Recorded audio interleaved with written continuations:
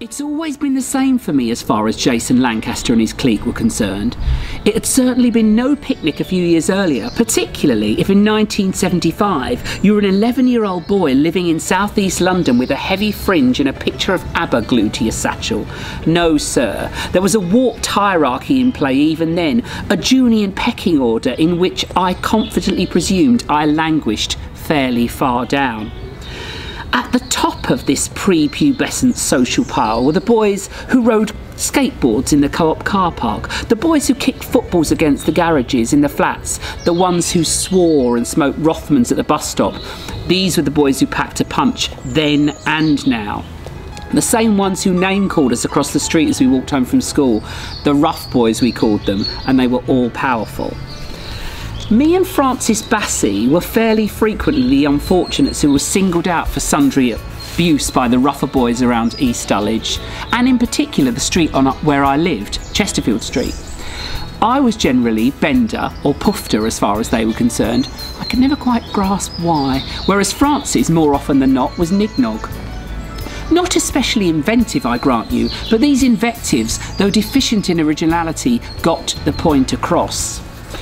Francis, my dearest friend and closest ally even then, was always far sharper than me. Once, during half-term, Gary Hoskin dared to shout gollywog after her as she sauntered up the road with a jubbly. Francis turned on a heel and without missing a beat warned Gary that her uncle was Idi Amin, president of Uganda, and that if he cussed her once more, Idi would be around to fuck him up. I recall thinking at that time that was a fairly savvy retort for a 12-year-old, and I wish that I'd had the wherewithal to be even half as canny as Francis was. But I, typically, at the first sign of altercation, put my head down and ploughed onto the sanctuary of number 22, mortified and completely unable to fathom why, of all people, these repugnant boys had singled me out as queer. I suppose it had to be said, though, looking back, I was never likely to garner a huge amount of street cred. What with my mum coming out at 6:30 every weeknight into the tree-lined road where we all played, shrieking, "David, Crossroads is starting!" Particularly since none of the other kids my age, boys or girls, seemed to recognise the intrinsic wonder of soap operas in the way that I did. I followed, for instance, the Archers with my nan every single lunchtime in the school holidays and adored the magnificent Elsie Tanner in Coronation Street. Most of all, though, I was absolutely and completely fanatical about the 5 nights a week continuing story of a family-run motel in the Midlands that was Crossroads. "Let's play at Crossroads," I would oft demand of Prissy during the summer holidays, insisting that she play the part of Meg Richardson, the show's formidable middle-aged matriarch and motel owner, while I would, more often than not, take the part of the alluring and, to my mind, glamorous waitress Diane Parker, who was blonde and had astonishingly shiny hair. Our version of Crossroads was actually set in our father's pigeon loft, and some of the episodes I concocted and directing there were, I felt, even more thrilling and nail-biting than the real thing. These included storylines involving multiple car motorway pile-ups, stillborn children, and once, in a genius cross-procreation with my other favourite television show, Daleks invading the motel and exterminating all the guests in the dining room who had failed to use their silverware in the proper sequence.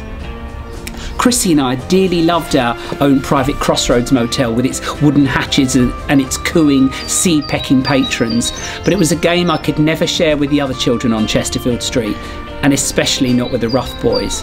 They surely wouldn't have understood, and I'd been cut down yet again. I seemed to fare little better on the social scale in the cutthroat environment we light-heartedly called primary school. Boys like me, who fled from football and winced at war games, dared not hobnob with the girls, much as I was drawn to them in terms of the playground at least. This would merely antagonise and incite the more boorish shocker captains and would-be Lotharios amongst the boys, exposing their ineptitude and inability to relate in any way to the opposite sex outside a hand up the skirt. Therefore, boys who fraternised with the girls were themselves considered girls and would, at some juncture, get a decent kicking for it.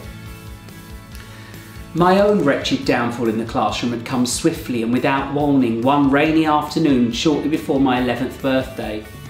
Mrs. O'Beng had set our class an essay, mapping out what career paths we thought we might like to follow when we eventually left school.